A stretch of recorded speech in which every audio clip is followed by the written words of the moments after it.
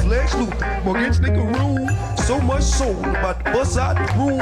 All different flavors, way more than 32. From these shoes, you can't mess with these dudes. Nike Reeboks, about to sock the knees. Golden Goose is on dude. What's up, guys? Welcome to another episode of Soul Brothers, hosted by yours truly, Flexx Luther, and none other than Morgan Sneaker Room. Today, guys, I just want to know what I don't want to know how you feeling. I don't want to know what's new because we already know what is in the water. What's in the water, man? Bro, I was so ready for this episode because usually I just pop on here and I'll wing it. And I'm just like, I'm just gonna talk. But I wrote down notes, bro. I wrote down notes for this episode because, like, I mean, we're recording the Monday after Complex Con. Yep. And you already know what we're going to talk about. Every year at Complex Con, you guys know what sneaker creators are going to talk about. And we're going to get after it today. So, yes, I've got a lot to say. Okay. Well, before we get into it, we're going to keep our MO. What was on feet today. So, if you guys follow me, I know I've been traveling a lot. I just got in. My allergies just got in. My allergies are out of this world right now. I don't know if it's from me going up and down or going here to going there. I don't know. But today, guys, to-do list, Omni 9s in the purple and pink colorway. It did its thing. That's all it gave. I got the looks, I got the nods, and I was still comfortable. So, 6 hour flight is to what I wear. Where would you put that on your sneaker of the year? Not 10. Okay. All right. Definitely not, bro. Top 3 easily. Now we might be biased, right? And that's what we gotta, we gotta make sure that we understand that we're trying to be as objective as possible. But number 10 is crazy. 10 is crazy. Anyway, what I wore today, because we're gonna make it quick. A sneaker that I think is a top 10 sneaker of the year. The Kith Linen Air Force One, or just Linen Air Force One. Yeah, one of these for a very, very long time, and I have them. And yeah, this is what I wore today.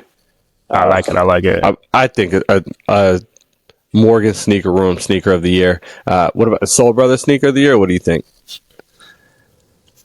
I could put it in the list. We could definitely talk about it. There's some shoes I can take out of their top 10. Yeah, it didn't come out. There's a shoe that I could take out of their top 10 to put the linens in there. But like, okay, I'd rather have the linens instead of this pair in there. Oh, absolutely. Yeah. Yep. Absolutely. 100%. But we'll go ahead. We'll get into the list. First of all, what did you think about the whole, like, a lot of the things that have kind of come out from Complex Con, some of the media that we've seen? Just in general, like creators and stuff? Yeah, like I know the Matrix, the J-Tips Matrix released there. Yeah. I was a little heartbroken because I heard him say family and friends blue pair. I was like, ooh, family and friends. Yikes. I didn't. Are we that close yet? Do you think we're that close? I don't know. We got either. That's a question. That's a question for the Saucony fam. That is the question for Saucony. Are we friends and family? I thought it was gonna be a release. Yeah, I thought it was gonna be a release. I didn't have no problem paying for it, but yeah, I was like, ooh, family and friends. Yikes. But yeah. Other than that, I feel like display and media for J-Tips again. Easily top 3. I just love how he put his personality, what his shoes mean, and his whole setup, his booth at Complex Con. Again, top 3. Yeah, 100%. Just seeing the people who are at Complex Con and seeing their pictures and seeing the media that they're putting out, it looks like such a fun event that I'd love to go to. I would rather do a Complex Con, and the biggest Complex fan, right? Yeah. I would rather do a Complex con than a sneaker con, to be honest with you. Yeah, I feel that. Yeah, I would rather do something like that. But let's get to the sneaker panel, man. Sneaker of the year panel. But this made, because I there's another subject that we gotta talk about, but Yeah. and then I'm gonna say this because it kind of pertains to that one. I want to know why Yachty's up there. If for the past for the past 2 years he's been up there. Why is he up there? I mean, I truly want to know. Like, I'm getting so frustrated with the people that call them the face of the culture, leaders of sneakers. Why though? You got your little buzz in 2016 from a song that everybody pretty much hated, and then that you gained viral sensation from that. And it hasn't even been 10 years, and like you cemented in the culture now, like that you should be up there on a panel talking about what is sneaker of the year. I just want to know why. He didn't even know about the J Tips last year, right? Was that No, he didn't. He didn't. He bought them. That was the viral moment that he bought them. Like, oh, I gotta buy them right now. You know. I mean, take away the money. I mean, which I know I ain't gonna say it's a hard thing to do, but just it's kind of a crazy concept. But take away the money, and I just want to know how big in sneakers would he be? I mean, to do it at the level that these people are doing it at says something. You got. I don't want to take away from the credibility, but I don't want to give them too much, because if I had the funds of Yachty. But I think his thing was he was doing it before he got the money, right? And he does, but not at the level he's doing it now. He didn't have no Louis. Of course, he didn't have no Louis Vuitton Air Force Ones. He didn't have no Virgil signed pairs. He didn't have no. You didn't have no Nike collaborations. He did have a lot of like forgotten gems, or like his 85 collection. I think that Yachty is a real knowledgeable sneakerhead. I think he is. I think he's okay. You know, I give him that.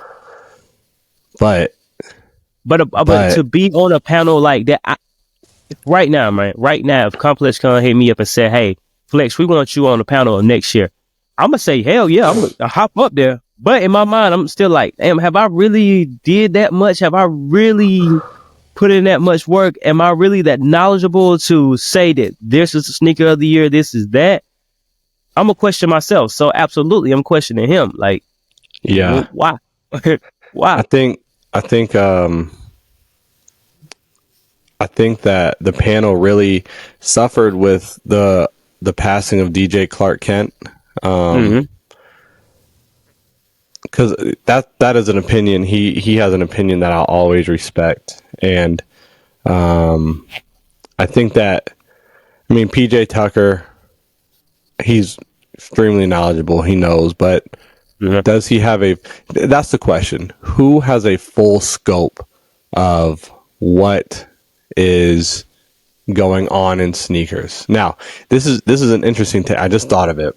I just thought of this because, like, who would we rather see up there, right? And I would like to see somebody who right now has been super involved with the collaborations and stuff like that, who knows about the collaborations that are coming out, and he actually got into it with Yachty because he critiques collaborations, and I guess Lil Yachty got upset that his Air Force One got critiqued. But like Beamer Williams, right? Like that's an opinion in the industry who I'm really interested in, and the fact that Lil Yachty got in his feelings because a guy whose job it is to critique collaborations critiqued his collaboration with Nike on his Air Force One, called him a hater and called him all this other stuff. Like, that's extremely lame. But Beamer Williams would be a person I'd love to see up on the Complex stage on that panel. I wouldn't say I would love to see it, but I would rather have him than Yachty easily. There's no question about it. if you ask me, that's yeah, sure. And it's gonna be. I know it's gonna be a hot take. I know it is because I'm tearing into Yachty. I mean, if they put Ronnie up there, I mean, nobody does a collab like Ronnie. Nobody like. Yeah, it's all gonna be Teddy Santis and Kith though. I mean, but you gotta look, just how he's doing the Batman. Mm-hmm. He's doing the Batman collaboration right now with the whole viewing of the movie, the cars, and all. I mean, like the insight that I know that he has, regardless of what you have to say about him, just the insight that he has on collaboration, watching sneakers, watching just media, and just overall watching the sneaker culture. Mm-hmm. I know he has a great insight. A lot of things that we probably don't see just from our perspective or our views from, a regular consumer or a regular collector. I would love to, hear like why he feels this is sneaker of the year or why this isn't sneaker of the year. But if all you can tell me is, oh, well, I don't like this shoe because you would, then yeah. Okay. Yeah. I personally, I wouldn't be super excited to see Ronnie up there because I would just feel like it's again Complex and Joe LaPuma. Well, Complex and Joe LaPuma just, I'm trying to be politically correct with how I say it. Just sucking up to him, right? Like, but answer me this though: would you rather see Yachty and PJ Tucker or Beamer and Ronnie Five? I'd rather see Beamer and PJ Tucker. I'd rather see Beamer and PJ Tucker up there. I mean, yeah. Whether Ronnie's up there or not, it's gonna be so. I mean, bring him up there. Who are some other people who we'd rather see up there? DJ Greg Street, he's been big in the sneaker community. Shoot. I just feel like there are better voices than Lil Yachty, who can't take criticism on an Air Force One, right? From a guy whose job it is or whose platform is critiquing collabs, right? Like, I'd rather see Bima up there. We all know that we all feel, I ain't gonna say we all know, we all feel. I feel that he overdid it with how he approached it and how the feedback, everything. Yeah. He went way too crazy for it. And a lot of people were saying like if the Rockefeller, the Jay-Z pair, and the Terror Squad forces can be a grill, why can't his? Mm-hmm. And here's what I gotta say to that. These are grills after the fact, not before the release. And far as design, they're right there together, absolutely. But it's the meaning behind those pairs. Yeah. What comes behind those pairs? What's the meaning behind Terror Squad? What's the meaning behind Rockefeller Workers? All that stuff. The moments, the times. Okay, what is Concrete Boys? Who is Concrete Boys?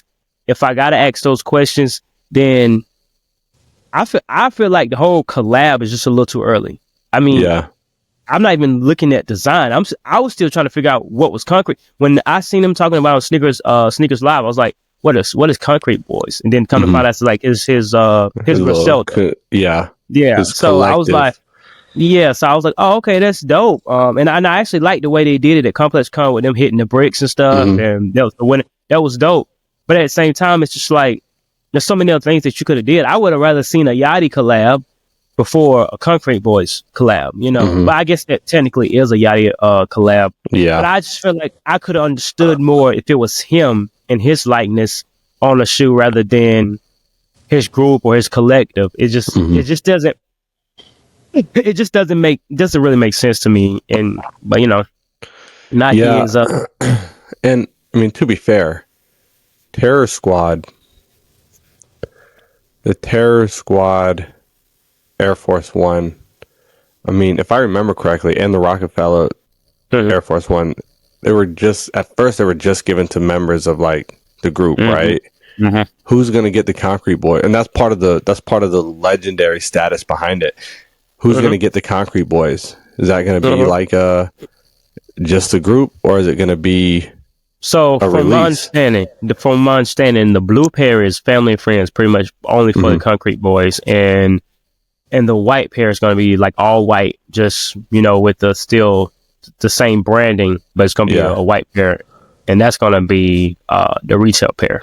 Yeah, I mean, part of the legendary status about the those other two are the fact that, I mean, you only got a pair if you were in those like record labels, right? That's what made them legendary. We're skipping the whole legendary the whole legend making part, right? We're leaving out plot and releasing a final product. Yeah.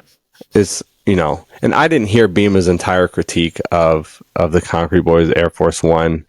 I mean, it was just saying it was pretty much lazy. It was just lazy. He could do more. Yeah. Exactly what I'm saying, right? Like it is. Yeah. It's leaving out. It is a false equivalency to compare them to Terror Squad and the Rockefellers because Concrete Boys haven't done anything. Right, and even just the sneakers, man. Like even just aside from Concrete Boys, right? There's no plot. There's no there's no. It's like us saying like, oh, we're gonna make a Soul Brothers Air Force One, and it's gonna be a Grail, and anybody who says otherwise is a hater. Like it's ridiculous. Yeah. It is ridiculous.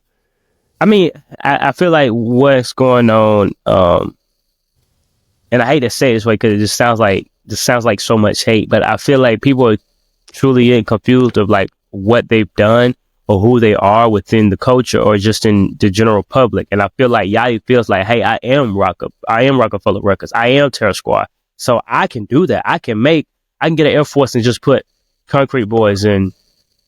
It's magic, but you don't have that Midas touch. You can't just boom. This is go back there and clock back in, buddy.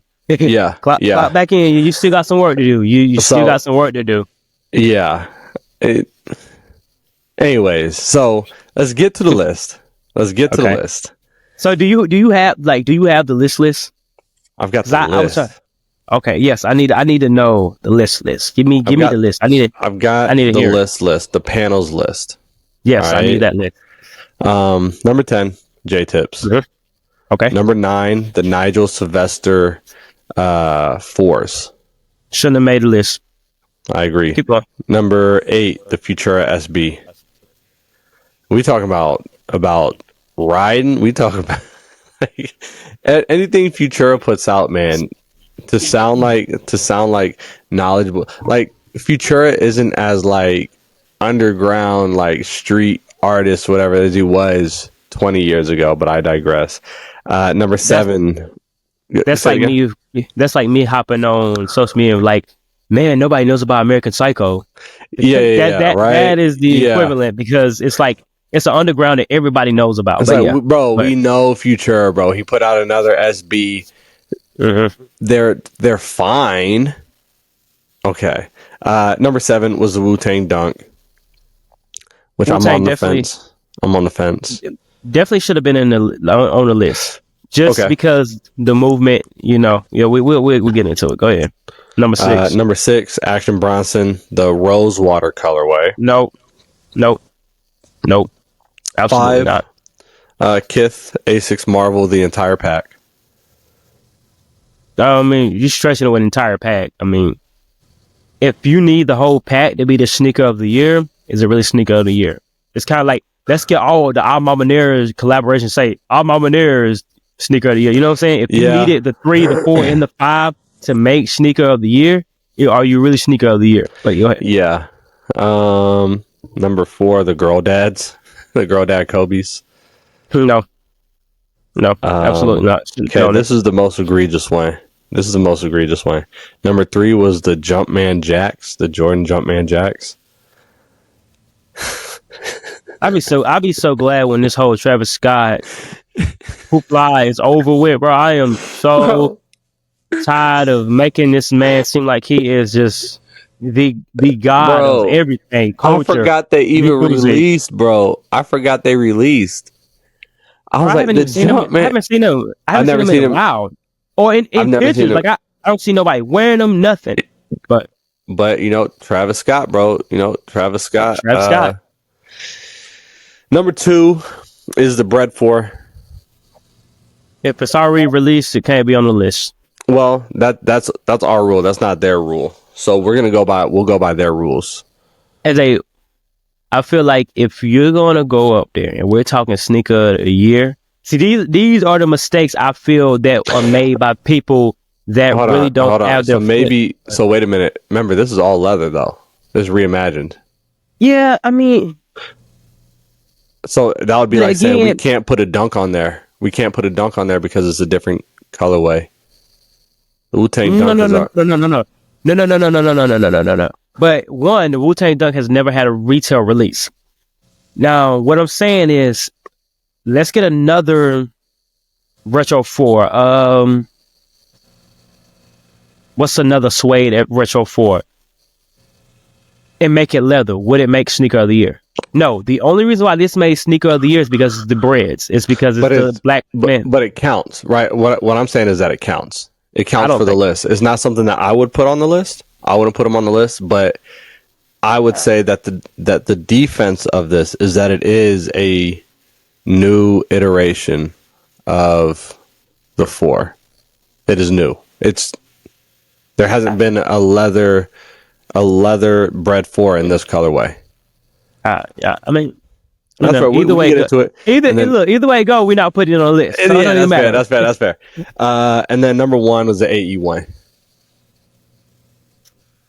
I keep seeing whenever I see the picture, I see the purple All-Star pair, the All-Star pair. Yeah. But yeah, it just says AE1. Again, I give it silhouette of the year. I feel like a sneaker should have a specific colorway, and if you can't make that specific colorway sneaker of the year, and you need 5 other colorways or 5 other renditions, it can't be sneaker of the year, because that means you need backup. I need you to do this and do that. You're not ready. You're not ready. I think that when they're saying, I mean, I don't know, because it's obviously we are putting our rules on this, but I mean, I'm looking at it and like, okay, the Action Bronson 1906R, and they specified the rose water, right? Yeah, which I think the blue one's better, right? Yep. Because I got both. The Scorpius is good, but I don't think it's better than the blue one. Yep. The Nigel Sylvester, right? Like, I don't know if they specified one. The one in the picture was the green pair. The J-Tips Omni 9. I think they specified the one that you have, the one that you wore today. Yeah, but like, I don't know, like they have specifically the Rose Waters, but then they also have the whole Kith Marvel A6 pack, right? So they're obviously their rules aren't as strict as, and it's complex, right?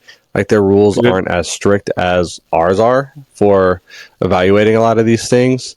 But what I think is that looking at their rules, and maybe we can say re-release, whatever. Like, is the bread reimagined a re-release?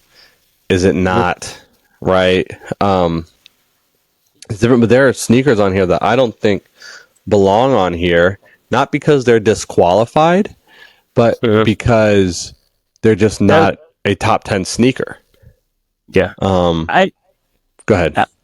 And I think what we need to look at is what else. What are the criteria for sneaker of the year? Like, are we looking at style, comfort, fashion, impact? Like, what when we think sneaker of the year, What are we looking for? What are you looking for when you think sneaker of the year? Your sneaker of the year, what does it have to have? What does it need to have? The biggest criteria for me is how does it look, right? Is how it looks, right? Like aesthetically. Then we go into stuff like the rollout, how are people talking about it, right? Like the rollout for the Reimagine 4 was huge. And I'm saying it because I was at All Star when it released, right? And it was huge. But then the months after that, I personally haven't seen very many people talking about it.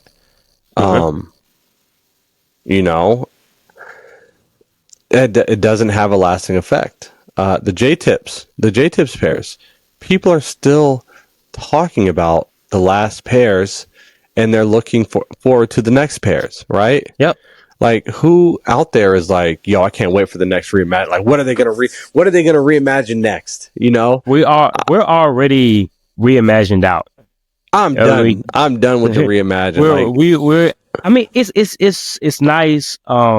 It was refreshing, but once we started getting the same shoe, it was no different than in 2016 when they brought out the lifestyles, the Columbia 4s and the Oreo 4s, and it was what was the name of that whole era? It was like lifestyle, or what was it called? No. It was the anniversary. Calling it something. That was the black and gold boxes. What was the name of the era? It was like a quality, high premium. Yeah. It was Jordan Brands basically said, like, we finna give y'all great quality, great colorways, OG colorways that you've been wanting, but I cannot remember what the name of that was. Yeah, but I mean, it was what were some other pairs that came out during that time? Like the Hair Sevens. Yeah, you had because I pretty much got it when it came out from that year. I know the Aqua's re-released, but like those, it was those 4s. They had, like, to me, it just the 4s Columbia had that leather. Yeah, the Columbias and the Oreos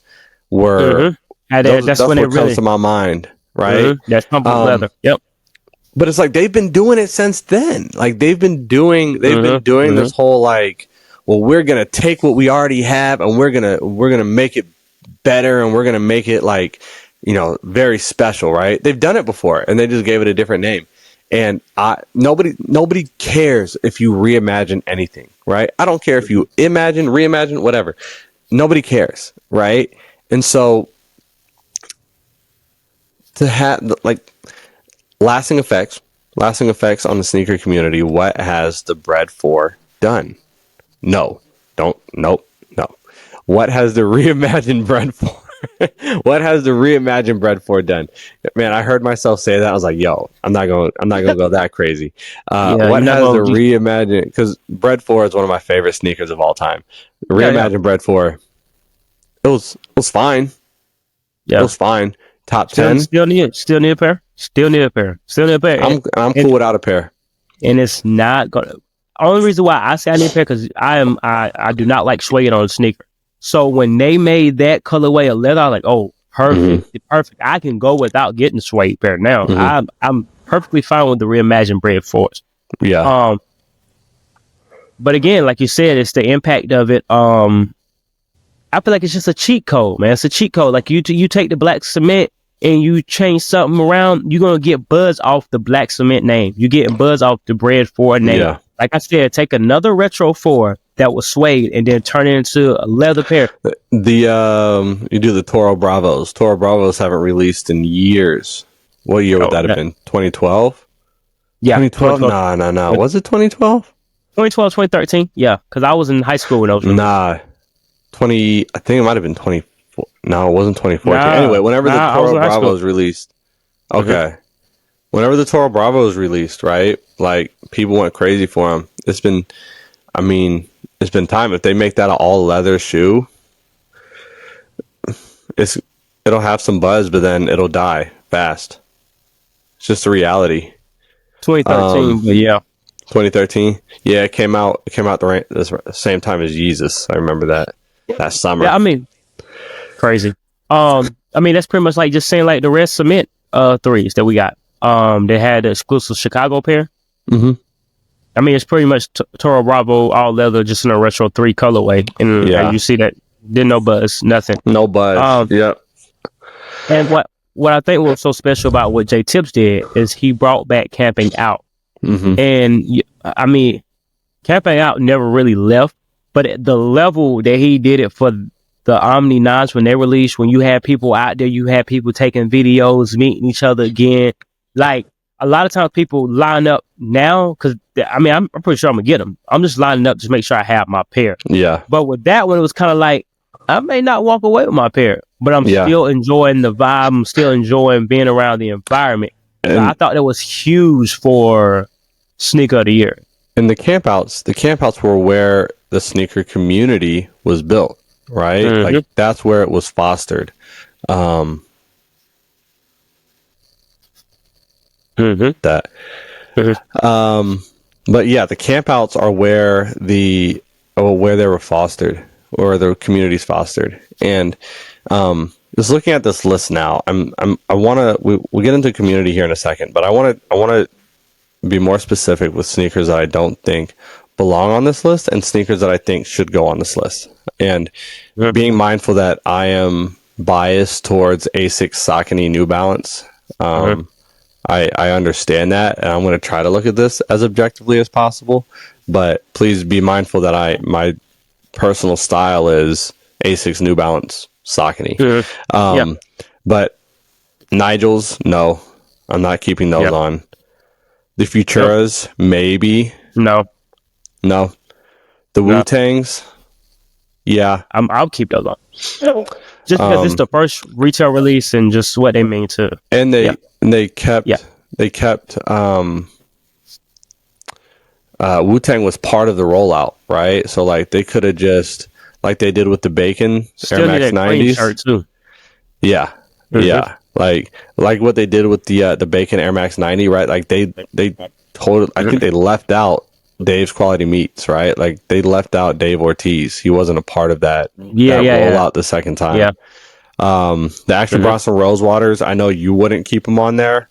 I probably would, at least an honorable mention, or like definitely 9 or 10. Asics Kith, the Marvel. I'm with you, like the whole pack, that's kind of cheap because like there are definitely some better sneakers in that pack than others, but I like the Green Goblin pair and I like the Magneto pair. I don't like the Silver Surfer pair. That might be the only pair I don't like is the Silver Surfer pair. The Silver Surfer is the one that's the like translucent, like you can see your. It's a Kayano. But I'm saying like the material you can see your sock. Is it? Yeah, like that really killed it for me. Yeah, the Girl Dads, no. The Jordan Jumpman Jack, absolutely not. No. I would rather have those last Jordan 1 lows. That which one? The Travis Scotts. Than the Jumpman Jacks. They're much better. And we've seen a Jordan 1 low, like we've seen those how many times now? How many releases have there been? Bread 4. No. Yep. If I do, it's maybe no, I'm not. No, there's no way. And then the AE1, yeah. I mean, we've been saying it. We've been saying it for months. Some sneakers that I think I left off. Mind you, big Saucony guy, the Star Cows. I said it earlier, the Kith linens. My showcase sneaker today, I would put those on there. We'll talk about those when we get to the showcase.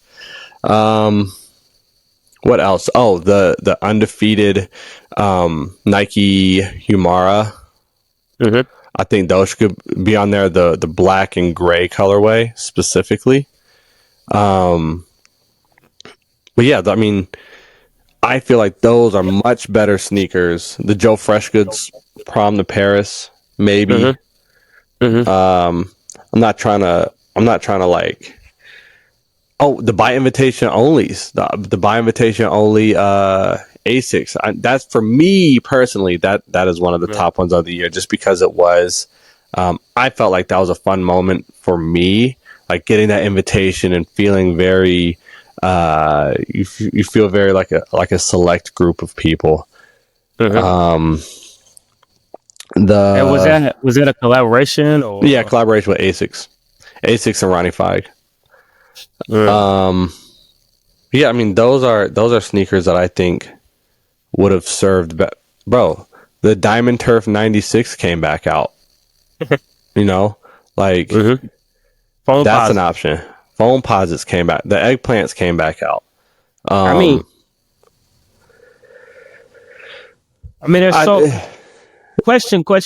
I have a question. So when they're doing the spell, because honestly, I never watched like the live feed of the sneaker list. Yeah. So is this like, have they already came together and made this list, or they're pretty much debating at that point what should go on the list? So they're debating on what should go where. And I don't even think that ends up being the complex list at the end of the year. Okay. I just think these are kind of like the initial talks. Okay. But what I'm noticing is that, like I said, last November, December, when the military blue 4s got announced, I said they're not going to be anywhere close to the sneaker of the year. I got the military blue 4s. As somebody who doesn't buy Jordans, I got the military blue 4s. They're not they're not even close, bro. And when people would say that, they said to me, no Sauconys are going to be the sneaker of the year. They said that to me, bro. And it's like, sometimes it's better for your health to just listen. Just listen. Like, I feel like we have a better tap. We got a better, pulse on the community than a lot of other folks. So, I mean, I feel like this when it comes to Jordans, when it comes to the classic Nikes, at heart, I feel like we all are lovers of Jordan and Nike, and always will be. Yeah, there's always gonna be that one silhouette or that one colorway that's kind of like, damn, that feels like home. So when it comes to sneaker of the year list, I feel like there's more work that needs to be done for a Jordan to hit that list. I need a new release. I don't need a reimagine. I don't need got Nike Air, don't have Nike Air. Like, I need a new colorway, because understand this, most of the time, the sneaker of the year list, if it's not a Jordan and Nike, it's not a retro. You know what I'm saying?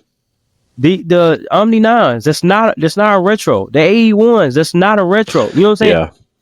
So I feel like it just seems lazy. Bread for it just seems lazy to me. Yeah. It seems like not really a thought. Like, I mean, what was a huge Black Cement 3s? Like, if you say Black Cement 3s, sneaker of the year, I get it. Like, I get it, but it's a lazy answer. Maybe it's Black Cement 3s. Maybe why not? But 2011, maybe in 2011 it was the sneaker of the year. But right now, like it does. I would rather see something retro like the Sunder, like the Nike Air Sunder Max, which I think is another sneaker that should be on the list. I think that if something's gonna retro, it should be Nike needs to focus their attention on sneakers that haven't been retroed in like not just years, but like a decade, right? Yep. Like, give us the Air More Money, not the Air More Money, not the up tempo joints. Give us the Air Money, not the Air More Money. Excuse me. Give us the Air Money, right? Give us, I said it before, give us the sensation. Talk to Skula. Talk to Skula. What up tempo we getting? 94? Up tempo 94s next year? I believe that's the. I'm trying to think. I believe I'm racking my brain. I think that's what we're getting. But again, I mean, there's the sneaker game right now is so special and unique.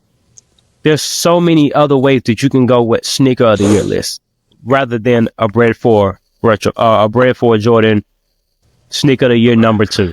Yeah. Like there's so many other ways, so many other pairs, so many well thought out collaborations, well thought out GRs, so many other ways you could have went with that. And that's why, you know, when you ask like when people that are on the panel, why are they up there? You know, I mean, because I think Yachty may be, if we're not same age, we're close to it. Yeah. So for him, Black Cement 3, Bread 4 ring bells, like, oh, you know, that's the Bread 4. This is, you know, like, yeah, I get it. But to go up there and we're talking sneaker of the year, just overall, not my personal opinion, not on my personal behalf, what I see, what I know, based off of me collecting sneakers, Bread 4 is not going on that list. Not even touching that list. When someone that's blasphemy, get it out of here, bro.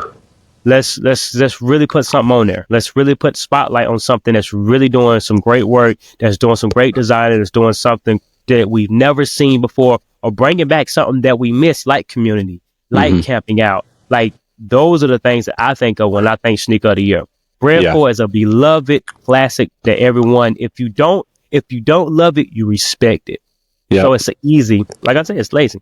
Yeah, I agree. And not to say Nike hasn't done a lot of really interesting things this year. Like they have. Like Nike has done some really interesting things.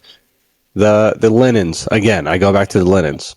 What else? The Thunder Max, again, I go back to those. Go ahead. Another one that I feel like, even though after the release, it didn't really fizzle up to anything, but the before release, Nina Chanel Retro 3. So how have we not talked about this yet? People were going crazy for that. Oh, this is it. She's best designer. This is the best shoe she ever had. Oh, she's on from here. Like it was just, everybody was all of a sudden Nina Chanel fans and everything she's ever created. People going back and grabbing the Retro 2. Like, oh, I been had, you know, when you have people going back and buying the previous collaboration, you have done something there. So I'd been thinking, I meant to say this earlier. I meant to say the Nina Chanels need to be on there. I'm happy you brought that up because I can't believe we've gotten this far in the episode and we haven't brought up Nina Chanel and her 3, right? Like, how is that on sneakers there? How is, say it again? Yeah, also women in sneakers, but we're gonna get there before we close it out. We're gonna so how is Nigel Sylvester's drop top 4 on there, but Nina Chanel's 3 didn't make it? Now I get it; it doesn't have that price tag, right? Like I feel like a lot of times it's like, okay, what's the price tag look like? That kind of depends on, or that kind of differentiate where a sneaker falls in the. To me, it doesn't matter, right? But the Nina Chanel 3s, objectively, I'm gonna say it like this: objectively, are better than. Let's go back to the list. The Nigel Sylvesters. Let's see. Jumpman Jack. The Jumpman Jacks. The Girl Dads. The Bread 4s. I mean, I would make an argument for the Kith Asics joints. I know a lot of people like those. I like the first pair better, or the first pack better. And I would put it with the Futura SB. I think that the Futura SB gets me as like jazzed up as the Nina Chanel's does. Absolutely, because I'm good. I am okay if I don't get the Futera. What's it? Futura. Oh God. Who? Bro, these Japanese artists, bro, you cannot be kicking my ass. Bro, is Nigo. Bro, these Japanese artists, bro. I'm gonna make you pronounce Yoji Yamamoto, bro. Oh, that's never happening. That's never happening. But look. So with that, I don't need that pair, but I do need the Nina Chanel Retro 3s in my collection. I do need. I'm going to get those eventually. But the Futura. Bro, I swear like I'm saying it wrong. But anyway, I don't need that pair. I don't need that. Futura. Okay, anyways, I don't need that pair. I'm good. Like I'm good on it. But any Chanel 3s, I definitely need those in my collection. But now somebody gave them to me. If I had the opportunity to like purchase them retail, then I would grab them. But paying resale for them and I'm not really moved by them. Yeah, I just why? Like I'm not moved by this pair, so why am I going to pay double? I'm good. I think that the shoe needs some respect. I feel like more respect should have been put on Nina Chanel's name. I mean, it definitely should have been in the talk. Definitely, I feel like if anything, Nina Chanel should have came in at number 10. If anything, it could have. I mean, could have been higher, but I'm just saying Nina Chanel should have came in at least 10, just because people were going crazy for that pair. Like I'm telling you, she was gaining traction. It was just like, not that she doesn't already have traction, but her name was back in, top of the list. Like, oh, this is it. This is when she does this. And I think there was talks about her getting a Retro 4 or something like that. Like I heard she's getting this, and if she do this, it was So and I feel like you got to have that buzz and that impact when it comes to sneakers. But moving on, because I really want to touch on this. So that leads us into our final subject of today, and I don't know if this is going to be a quick one or whatever. So we had Miss Marissa Hill hop on Twitter and announce that she is a leader or the leader of sneakers. I'm gonna ask this again: what's in the water, and who are making these leaders? Who these people that are representing the sneaker culture and sneaker game and the people of the culture or community? It just doesn't make sense. And one of the biggest things that stuck out to me was she asked what was culture, and I made it my business to go up and look up the definition. And just to sum it up, it says it encompasses the beliefs or morals of a certain group. Now, I feel like we all can agree. I ain't gonna say we all, because again, there are some people out there that won't agree. But I feel like key to your soul is part of the culture. And I said this on my story. There is a difference between community and culture. There's a lot of people that are part of this community because they make content. We interact with them. They are around. They're being talked about, but are not of the culture. And when I think Marissa Hill, I think not of the culture, but definitely part of the community. Because one, if there are beliefs and morals that we feel that people that are actually of the culture that you're not following, guess what that means? You are not part of the culture. So with Marissa Hill, I've watched her content, and it is, and I started watching her content back a few years ago because she was reviewing sneakers that I was interested in, as as that's why we watch people, right? Like they're interacting with the sneaker. And that's one of the reasons why she was reviewing those pairs, because she knew that was people's favorite or wanted to see. But and I liked how she would style them, and like I've always loved when creators would style the sneakers that they're wearing. Now, obviously, me and Marissa Hill are not wearing the same things. As Key to Your Soul put on Twitter, posted a picture of a family-friendly Marissa Hill. But that's why I really enjoyed her content before. As far as a leader in the culture, as far as somebody I would say is a tastemaker, I'm not so sure about that.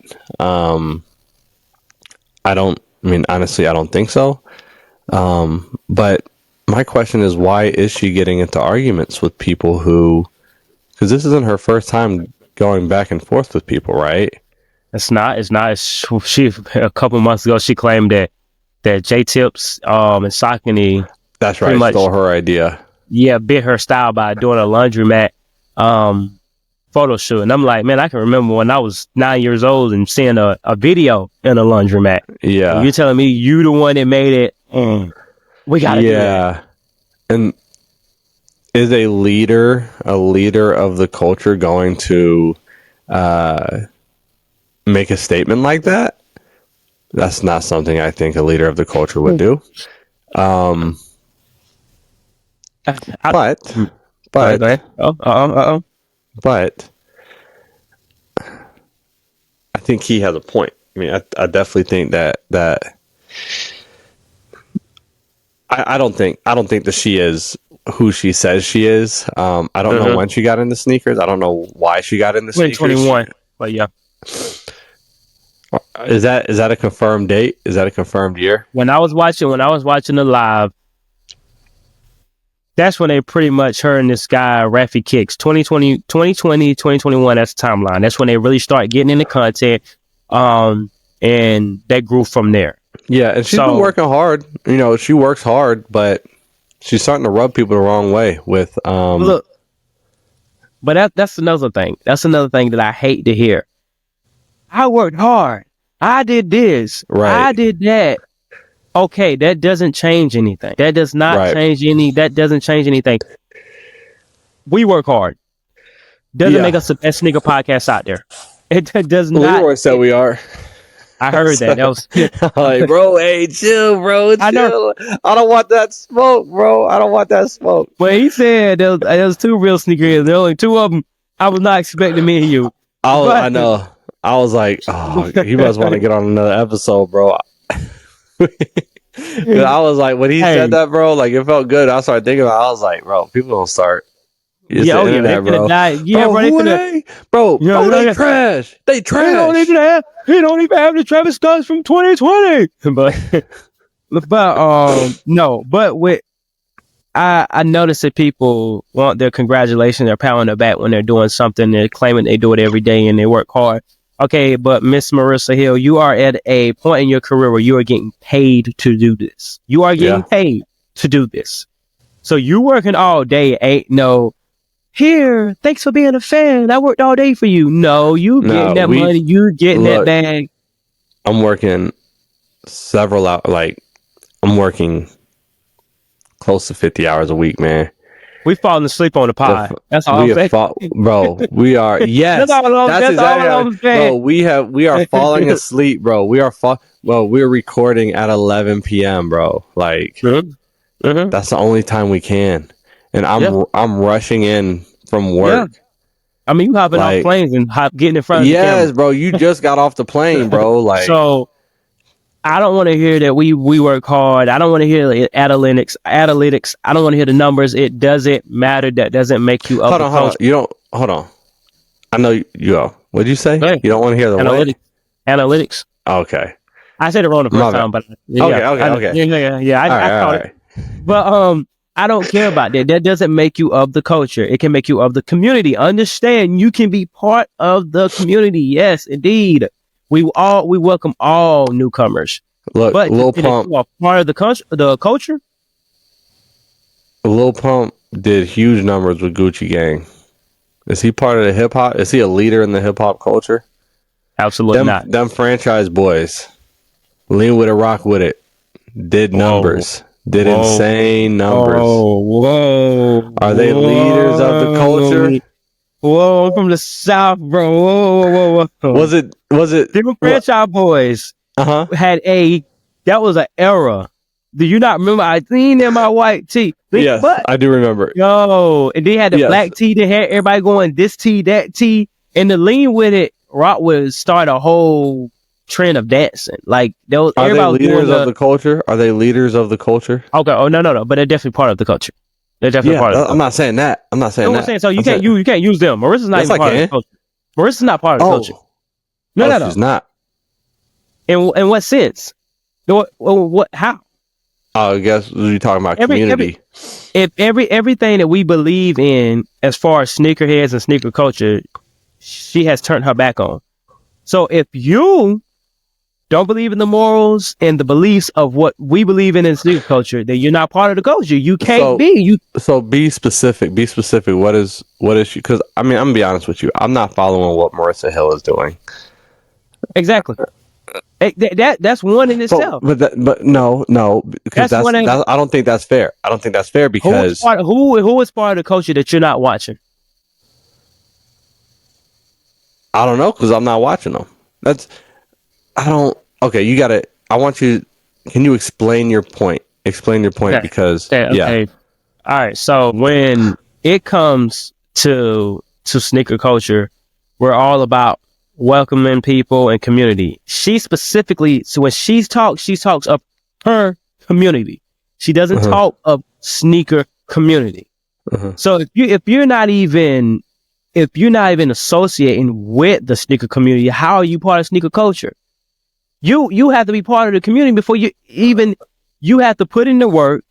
You have to you got to have the knowledge, and all she can show is these shoes that released under some underground nobody really cares about. You can bring up a sneaker that no one knows. That doesn't mean you're part of the sneaker culture. Sneaker culture, you got to bring out a shoe that people know, like, if you know, you know. You know what I'm saying? Not what is that? I gotta see what that is. Oh, those released in about. That's not sneaker culture. That is not sneaker culture. And again, numbers, views, likes, that is not sneaker culture. That's not what we consider someone of sneaker culture. Just because you get a ton of views doesn't mean you're part of the culture. That's not, when we think sneaker culture, views, likes, comments, analytics are not part of it. So you believe in something different. So you can't be part of the culture because you don't believe in what we believe in. You don't believe in what the people of the culture believe in. So you're not part of that culture. You're part of something else. You can be part of your own culture. You can be part of your own community.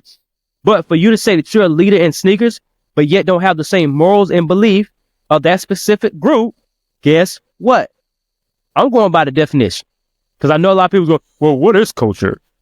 Culture is such a subjective blah, blah, blah, blah, blah, blah, blah. Culture is encompass beliefs, morals of a specific group. So if we believe this is culture and she doesn't, guess what? It's not part of the culture. Simple as that. Simple as that. And so you mentioned that she was on a live with Key because it was with Key to Your Soul, who's a friend of the podcast. Mm-hmm. You said she was on a live with her.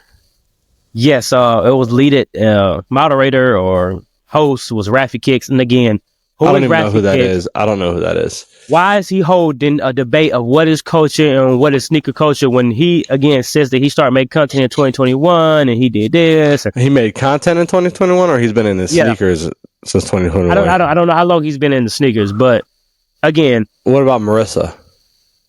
Again, I have no clue. I cannot say how long she's been in because it has not been confirmed. I have not asked her. I do not know. But we all know that. I think there's a difference. Before 2020, it wasn't about sneakers. When she would make content, it was not about sneakers in 2019, 2018, 2017, 2016, 2015, 2014. It wasn't about sneakers. She was doing her modeling thing. She was doing whatever, makeup, all that good stuff. It was not about sneakers. Seen her come up, and you came up. Simple as that. I keep part of the hustler culture. Getting that money, getting that bag, absolutely. But you're not part of sneaker culture. So, do you feel like to be a part of the sneaker culture, you got to be making content? No. I'm going to be real. Honestly, I feel like that's the last thing on my list. Because I only been making content for, 4 years? 3 years? Yeah, something like that. So I absolutely was part of culture before this. Absolutely. Because I was doing this alone with no cameras rolling, I was not part of no cook group. I wasn't part of no night talk no, I was not part of any of that. I was literally doing this on my own, by my parents, loving the parents that I love, watching the people that really meant something to the culture, that were really putting us on game and watching them. Now, I wasn't watching your Harrison Nevilles. I wouldn't. Nah, not Harrison Neville. I wasn't watching none of these people that were claiming to be the culture or that represent the culture. It just doesn't. It's frustrating. I feel that. It's frustrating. Now, Nike Talk, to be clear, was a forum. It wasn't like it's not like a cook group. was just a forum where people would discuss upcoming sneakers and stuff. Well aware of what Nike Talk is. You said you weren't in the look, yo, because you know why? Because I got an opinion on that too. A lot of people come in and I was part of Nike Talk. If you was never there if you wasn't part of Nike Talk. Bro, who cares? I hate to hear somebody get on social media and be like, Nike Talk, if you weren't part of Nike Talk and you wasn't FSS and part of W545, you was not part of the culture. But I couldn't afford internet. I wasn't part of it. Dang. You know what I'm saying? Like the fact that you're talking about Nike, I don't care, bro. You created your love of culture, a love of sneakers off of somebody else's opinion. That's what Nike Talk means to me. That's what Nike Talk means to me, because you were checking for the new pairs and what was hot on Nike Talk. Oh, I agree with you, Morgan, of Nike Talk 547. But they also disagree with you. I also disagree. You know what I'm saying? Like, they could also disagree. But your views and your opinions were formed from that forum, right? Yes, because there wasn't like much else out there. Like that was like a forum. This is where you discuss things, right? Like, yeah, exactly. I agree. But understand this: my love for sneakers stemmed from my love of sneakers. Not my love for Nike Talk, not my love for community, not my love for let's get on and talk about what dropped and what didn't drop. My love of sneakers stemmed from my love for sneakers. You know what I'm saying? So yeah, but I'm sure there was a driving engine. Like there was a forum or some sort of media that kind of drove that engine, or was it just seeing sneakers in the wild? Nope. I did not start watching media for sneakers until late 2016, 2017. And this was not even Nice Kids. This was Kicks on Fire. This was when Kicks on Fire was relevant. When they were dropping shirts and I don't know what Kicks on Fire got going on now. They be doing some weird stuff. But that's when I started watching media. That, and I wasn't watching nobody on YouTube. I was still doing my own Nike by You, Nike ID. I was still doing that. Like, but I've never been the one to hop on the computer and talk about the pairs. Like, oh, I seen these drop. I love these pairs. And if you went there, you didn't know that. Like, my love. I don't think people are saying that as much as I don't think people are necessarily saying that as much as we might think. I know there are some people who think that, but Nike Talk was just another avenue for people to discuss sneakers. I mean, just like any other forum. But people use that as a part in their resume that, like, you wasn't there. You wasn't there. Yeah, maybe some people. I didn't care to be there.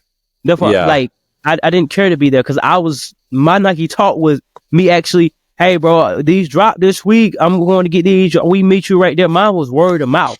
You know what I'm saying? Mine was walking in the mall looking at what dropped. Mine wasn't, hey, y'all got this and this and that. And nah, man, my love for sneakers stemmed from my love for sneakers. I wasn't doing it for nobody but me. I was doing it for nobody but me. So the people who listen to our podcast, are they not part of the culture because they they get their opinions formed by us? No. You know what? I disagree, because we always preach, have your own opinion and buy what you like. So they shouldn't be forming their opinions and stuff. They should be forming their own opinions, because that's what we push. Form your own opinions, buy what you like. This is what we like. This is what we personally like, but doesn't mean you gotta like it. And that's why we do have people that listen. Shout out to y'all. Love that. Because we are authentic. We tell what we like, and if we don't like it, we don't like it. If we like it, we like it. All right. Let's get into our showcase shoes. Our showcase shoes. I have no clue how long this has been because of the couple interruptions that I had with phone calls and stuff like that. Not long. We had longer episodes, but okay. To get into it, just sneak preview. Of course, it is going to be my showcase of the day. We got the Spot Bill Homework Trinidad James Saucony collaboration. These are a lot better in hand. Shout out to the guys over at Saucony. Shout out to Jennifer. I was blessed with these as I got home today. Definitely going to do some more research, get into them, but I just like to showcase them right now. and I'm very curious to see what these blue laces look like in the orange shoes. So let me show you. oh, okay. I can show you what they. I'll show you what they look like.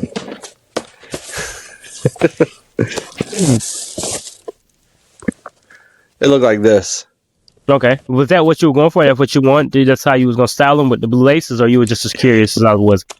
Well, I put them in there because I like the fuzzy laces, but I think I'm gonna go back to the cream laces. Yeah. And it's a lot to get them laced up, so Oh. I didn't. Yeah, I can see that. It's like lacing up a Jordan 1. Yeah. But already though, I can see the quality. Already, I can see the quality. Just quality is good. The leather part resembles a basketball. Yep. See that? Because this is based off of women's basketball. That's where the inspiration comes from. Yeah, and we'll be getting some more information soon. I'm gonna definitely deep dive in it because I actually got a ton of pairs I've got in that I gotta review and add to my list. I got like 10 pairs that I gotta get to the countdown. So I think I'm officially at like 169 before 500. I think I may meet my goal. Next week we gotta talk about how this election is going to affect sneakers. It's gonna have to make me. I'm gonna have to pause. I mean, because I'm finna get back into. I'm definitely finna get back into my working and the different type of grind. Did you get a job yet? I've always had a job, bro. Like I've always got a job. I've always had a job, but I'm just gonna put more time into it right now because it's always been like my little secondary job or whatever. Yeah, a little more time into it, Okay. I noticed vacation's over. I noticed you cut out a part of the video, the part of the podcast last week. The politics at the end. Yeah, you cut out a little part. I took so just inside on the inside baseball. Inside look into the show. That the piece I took out was mainly about the election. And I'm gonna be real, I just did not want to go down that avenue with people. I am a firm believer in not debating politics and religion in public, and I know that my views and also your views would have sparked some because, and to be clear, our views were actually pretty different and the same as mine and yours. Yeah, they were different, but at the same time coming. But I was like, nah, that's not that type of podcast. So let me just cut that out. And then with the results and stuff, I feel like it definitely would have. That was definitely the right time to take that out. I was like, North Carolina played a bigger part than I anticipated. So. Right. And I was gonna come back on here and tell you that. I was gonna come back on here and tell you. I know. I brought up North Carolina to back up my argument of what why I feel the way I feel and the way I move the way I move. Well, no, it was a close race in North Carolina. Yeah. But not always. But this year was this year. Okay, showcase shoot. I just don't want sneakers to get more expensive. So these are, as I alluded to earlier, I feel like one of my favorite sneakers of the year, 1906 U, Bricks and Wood, New Balance, Echoes of a Butterfly. Now, we were talking about the 1906 iterations, the different models and stuff like that. This is the U, which is utility. Ripstop underlay, a synthetic leather overlay.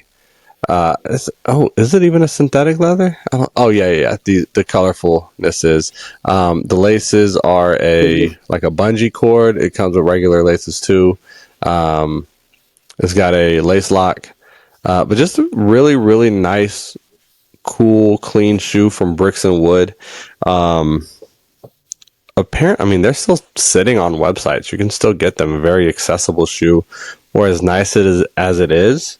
And it's finally a 1906 or it's a New Balance that you can wear in any weather. Cause there's not any, like suede or anything like that. It might not be a synthetic leather, but it's definitely weatherproof. It definitely seems to be weatherproof. Yeah. So, yep. This is my The reason why I didn't grab those were they reminded me might still be the same shoe. There was a little collection that New Balance did, the Japanese traffic, Chinese night neon lights or something like that. That reminds me of that little collection. Okay. Yeah, I was just like, if I'm not gonna grab them, I'm not gonna grab those because it's why didn't I grab that? But yeah, I'm not familiar. I'm not right off the top of the head. I'm not familiar with that pair. I mean, it's kind of same idea. I think it might be the same pair of Japanese. But yeah, man.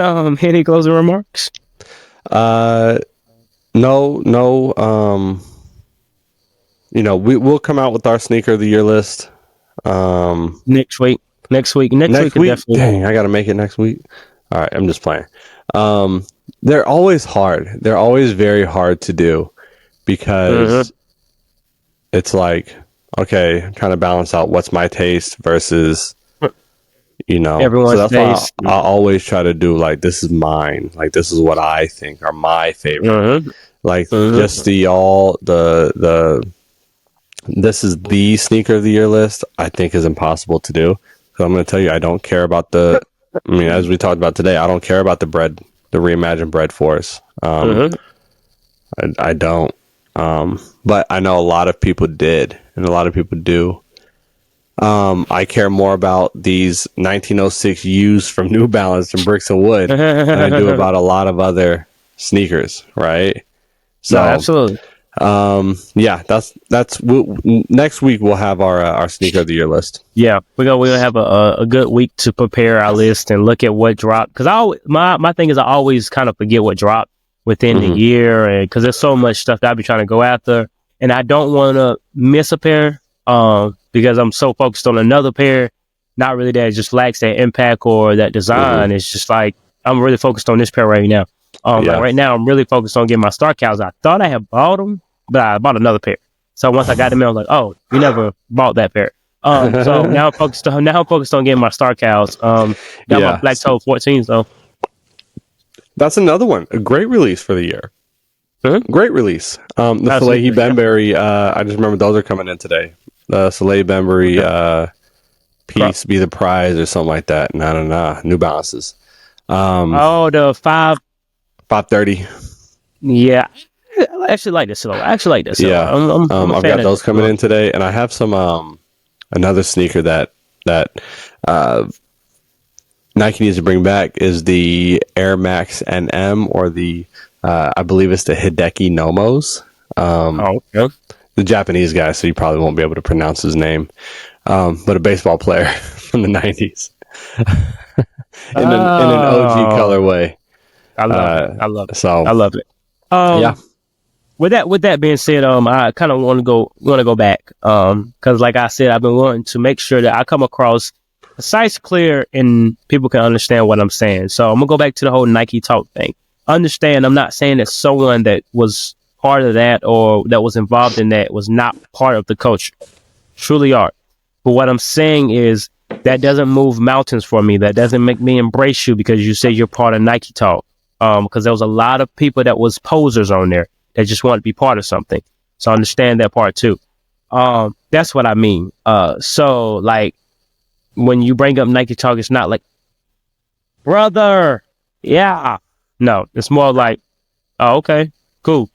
But what were you doing outside of that? Were you actually buying those pair, or you were just up all night talking to someone about sneakers?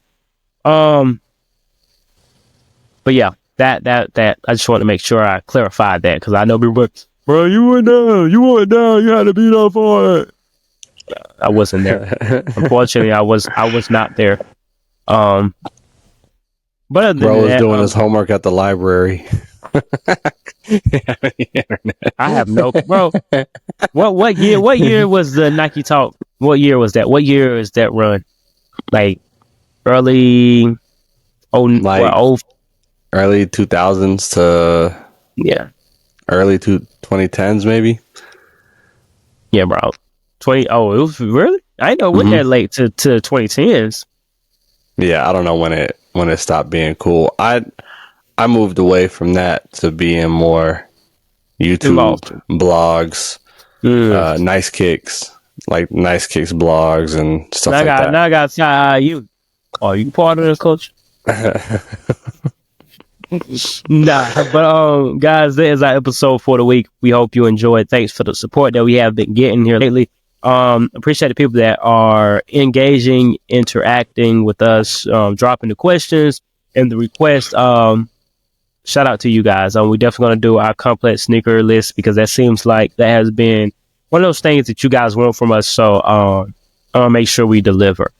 So I'm definitely going to be thinking about that all week. And then when we record, we'll have that dropping the following week.